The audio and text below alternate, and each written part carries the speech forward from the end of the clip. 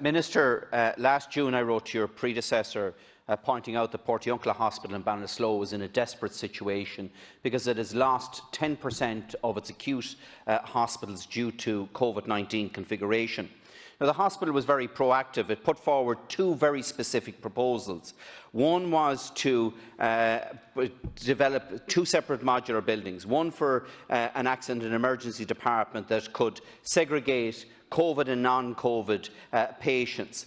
And the second modular building was to take the outpatient department out of the acute hospital itself and then to convert the old outpatient department into 13 single rooms. Now, Portiuncula at the moment has just 13 single rooms in the whole hospital, one of the biggest acute hospitals servicing the Midlands, and yet it is only 13 single rooms. It is down 10% in terms of its capacity, and last week the daily average of patients on trolleys overnight was 13. Now, while funding has been forthcoming, Minister, for the modular building for the outpatient department, no refurbishment work has taken place of the old outpatient department, and no funding has been provided for the second modular building for the accident and emergency department.